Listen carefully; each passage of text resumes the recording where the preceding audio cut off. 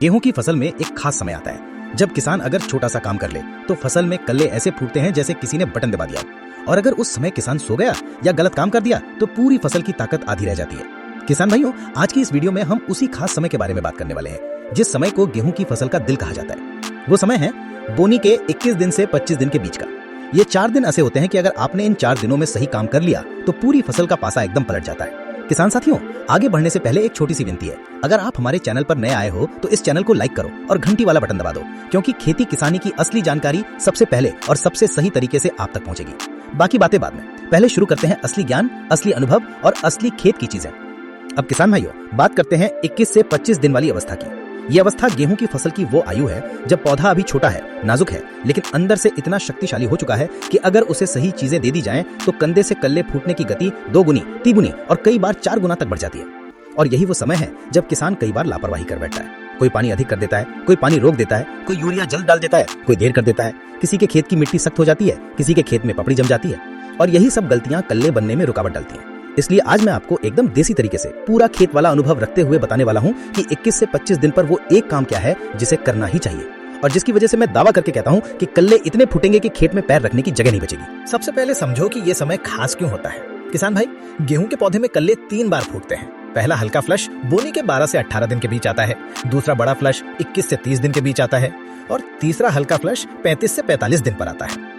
लेकिन सबसे बड़ा, सबसे ताकतवर और सबसे उपज देने वाला फ्लश यही 21 से 25 दिन का होता है। इसी समय पौधा 1 से 3 कल्लों से सीधे 6, 7, 9, 12 तक पहुंच जाता है, अगर उसे सही वातावरण, सही पोषण और सही नमी मिले तो। अब आता है असली सवाल, इस समय क्या करना चाहिए। किसान भाई, 21 से 25 दिन वाली अवस्था में गेहूं के पौधे को नाइट्रोजन की पहली सही और सटीक मात्रा चाहिए। ये नाइट्रोजन पौधे को हरा नहीं बनाती, बल्कि कंधे को सक्रिय करती है। जब कंधा जाग जाता है तो वहां से नई आंखें खुलती हैं, और वही आंखें कल्लों में बदलती हैं। इस अवस्था में ज्यादा नाइट्रोजन देना नुकसान है और कम देना भी नुकसान है। इसलिए किसान भाइयों को मैं हमेशा कहता हूं कि यूरिया की एकदम नाप तौल वाली मात्रा डालो। इस समय प्रति एकड़ 35 से 45 किलो यूरिया एकदम परफेक्ट है। इससे कम डालोगे तो कल्ले कमजोर होंगे, ज्यादा डालोगे तो पौधे लमुआ हो जाएंगे और फसल लेट जाएगी। अब बात आती है सल्फर की।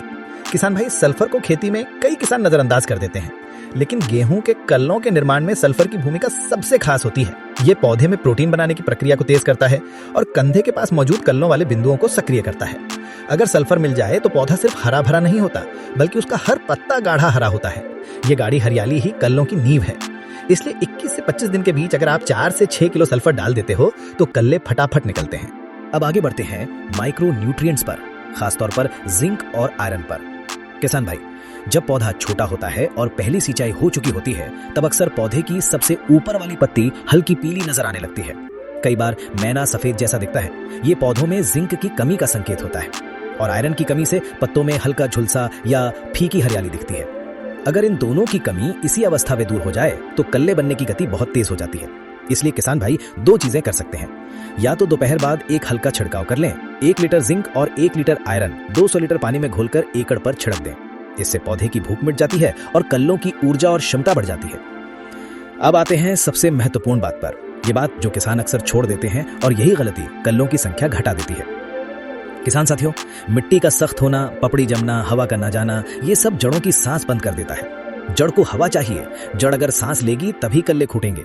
इसलिए 21 से 25 दिन पर अगर खेत की मिट्टी थोड़ी सख्त है तो हल्की सी मिट्टी की तोड़ाई करो। जुताई नहीं, बस सतही तोड़ाई, ताकि ऑक्सीजन जड़ों तक पहुंच सके।